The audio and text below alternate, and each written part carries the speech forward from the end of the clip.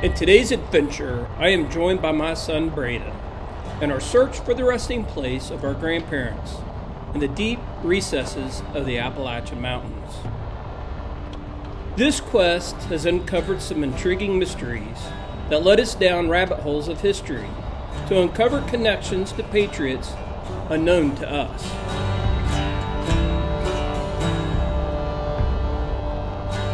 Our research had us poring over old maps, reaching out to researchers on Find a Grave, and connecting data found on Ancestry.com. Our greatest results came from good old-fashioned door knocking and talking to landowners.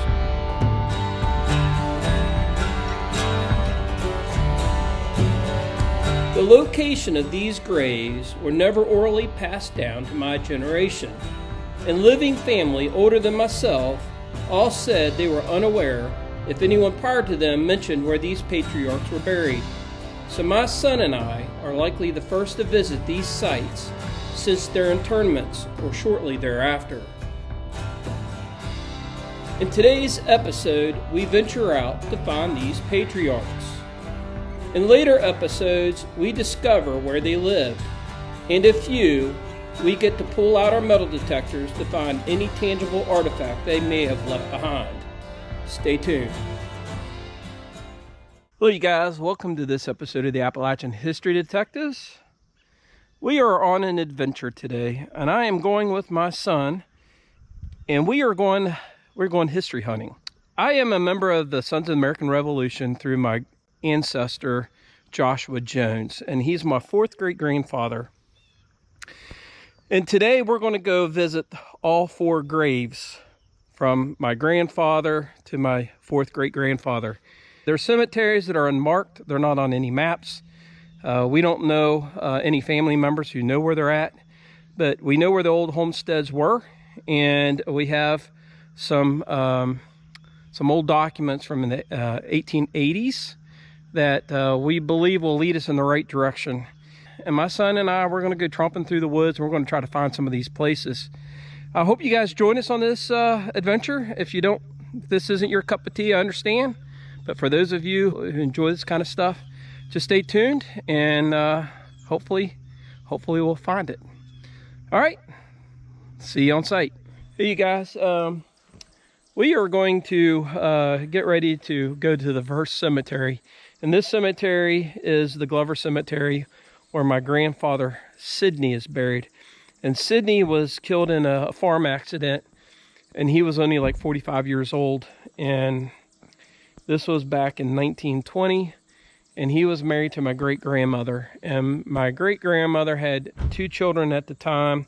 The gentleman that's taken us out is Randy. Randy has been in my long-time member of my family. And this is where his mother was born. I wanted to show you this real quick. There's an old log house right here. And this log house here, it's post 1840 because it has the dovetail notch. This is a dovetail notch. Now over where I live in Virginia is more common the saddle notch, which is an older notch. It's typically a predate of 1840. So, I mean, it's still old. I can't believe it's still here. And this house actually used to sit right here where this house is, and they literally moved it over here. It's kind of interesting how this is cut out. Looks like a chute hole, and there's an old bird's nest in there.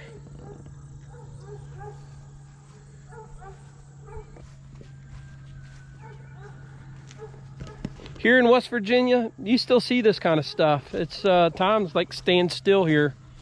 We're going to go ahead and we're going to go find Sidney's grave. I've never been there, and no one in my family has ever been there. We can only get there by four-wheel drive truck, and we probably have to hike into it. Let's go check this place out.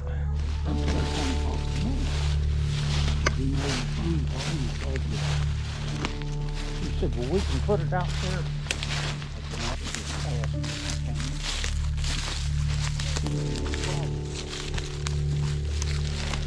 What it took us to get up here, you guys, I didn't film that, but it was miles of our trail, four-wheeler trail. And we have found this cemetery. And now we got to find Sidney Jones. I can't understand how they would get how would they get the bodies up here? Portion wagon. Up that road? Look from the route, but there's a path. These cemeteries are in the middle of nowhere. Son, start looking for Sidney Jones. There's Freeland.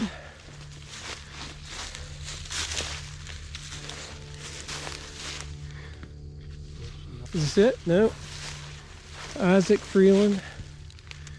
No, that's not what we're looking for. I walked every row. Some of them stones like that one right there and that one there. I can't read it. But I did not see a single Jones in here.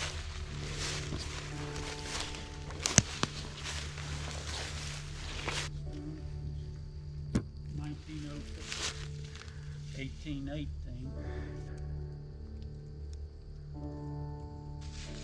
These are twins. 7 years old. Died 1865. That might be a Civil War soldier right here. This one too. Tazewell Myers, born 1818. They had two sons, Eugene and Ralph, that were 8 or 9 years older than me, that I grew up with. They owned some of that property there. 1815 to 1885. Sarah Horner, wife of A. Horner.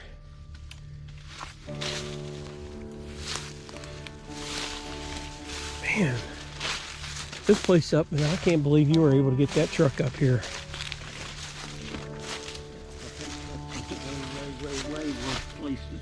Henry Rice. Randy, I don't think my grandfather's in this cemetery.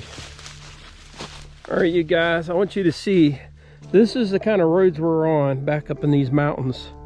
Right down through here, and we're at a point now where we're pretty much at a stop because there are trees down and there's not much left of this road. So we're going to walk the rest of this. This is the cemetery we were just at. It's a few miles back on the ridge back behind us.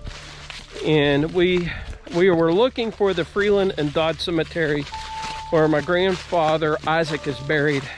It's not in that cemetery. These cemeteries are named on a survey, but they're not, there's no name above them when you actually get to these cemeteries. So we don't know, and there's a lot of cemeteries out in these forests. And it's just a roll of the dice to find these old cemeteries.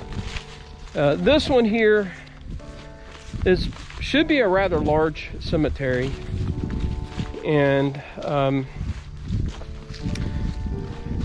no one in my family has been to this cemetery that I'm aware of. And I just met with my uncle. He's in his 80s and he lives out this way. He knows where the cemetery is, but he's never been here either. None of us have been here. I'm wanting to get a photograph of this tombstone to upload it into the database, Find a Grave.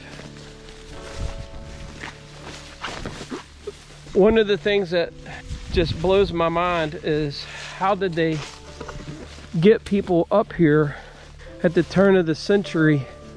I mean, when they buried people, they would have a whole group of people, you know, come and celebrate that. And I can't imagine bringing a wagon, horse-drawn wagon up in here with a coffin, a casket. Now what you guys don't know, what I can see and you don't know, is we're on top of a mountain. It's very mountainous here. We're not in some valley, and we're not even near a paved road. We are miles out on, well, roads that look like this. Yeah, Randy, had you not showed us these places, there is no way I would have been able to get find these places. I just can't believe anyone wanting to be buried this far out, straight up a mountain.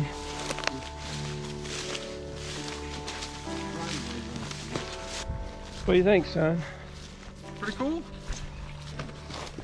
Where's Larry's Hillbilly Grill? Buchanan. Buck Cannon.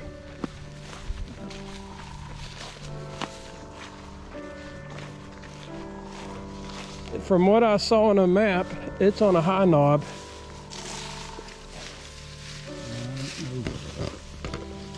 That way. All right, you guys, I see the cemetery. This is the Glover Cemetery up on this rise. I just told Randy and my son I wish I'd have filmed a little bit more of our walk to get to this place. Well, the road is right here. You can't even tell it's a road. It just looks like forest. The only people that use these up here are four-wheelers. Four-wheelers keep these old roads open. But here's another cemetery on top of a mountain in what I would consider in the middle of nowhere. And I just amazes me that they would locate these cemeteries out in places like this. But they would. And then it's always on top of a hill because they wanted to be closer to heaven, I think. That would be the closest I'll ever make it, Todd. Yeah. Well, there was some of that. They actually believed they had always faced east towards Jerusalem because Christian belief would be when Jesus would come, you know, to set up his new kingdom, the Mount of Olives, he would come to Jerusalem. And when it says when the last trump and the dead in Christ shall rise, they would rise facing Christ coming down out of the sky. And this hasn't been kept up in a long, long time. And now we have to look for a tombstone in the midst of all this. That's Sidney Jones. I think this is a child right here. Now I probably have more than one relative here. I probably have a lot of relatives in this. All right, son, look for Sidney. 1920 is when he died. And there's probably tombstones down in all this. Wow.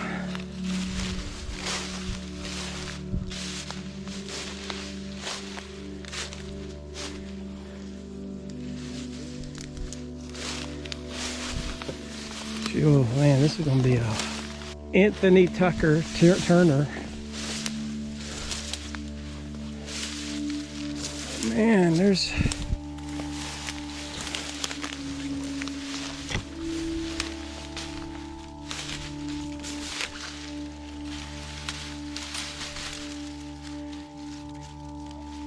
this is Daniel 1883 or something.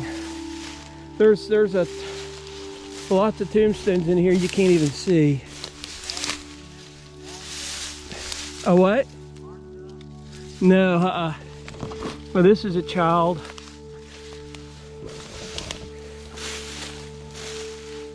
There's tombstones all down in this high grass.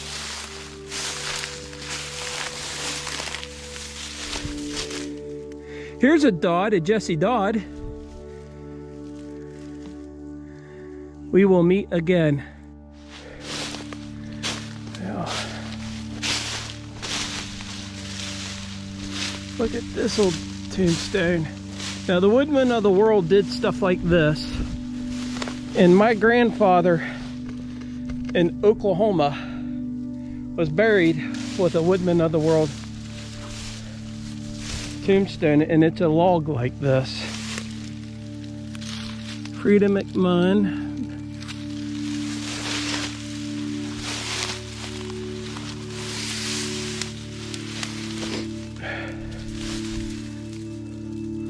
Luella, his wife, 1868 to Albert. Here's Albert Yost, 1886 to 1915. Oh, that's cool. Oh gosh, there's tombstones and all of this heavy brush.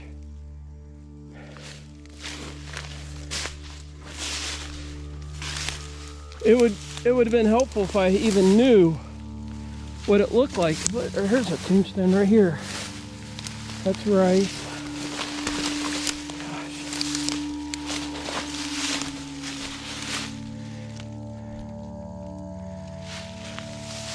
Alright, you guys, I'm gonna turn you off. I need the battery. If I find it, I'll bring you to. Alright, you guys, this is a Jones right here. And there should be two names on here. My great-grandma's name is Minnie. And she is not buried here beside her husband. 1895. I think this is it. There was a plaque here.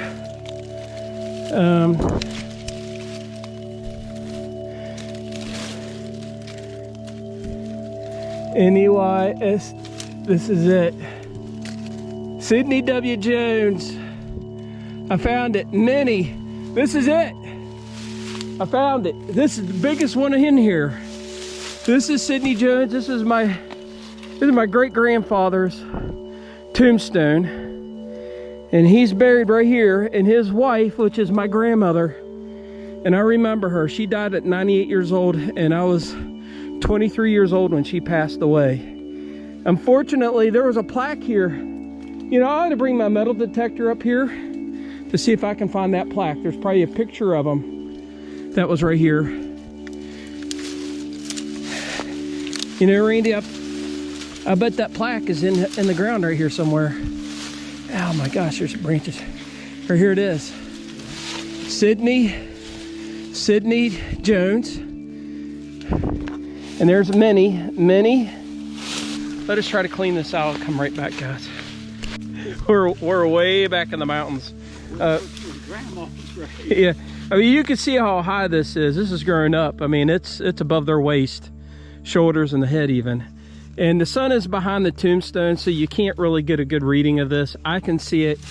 It says Sidney W. Jones. It says January 24th, 1874. That's when he was born, and he died August 26, 1920. And then it says Minnie E, his wife, that's my grandmother. And it says February 1895. That's when she was born. And there's no death date on here because we actually, when she passed away, I was her pallbearer. We did not know about this.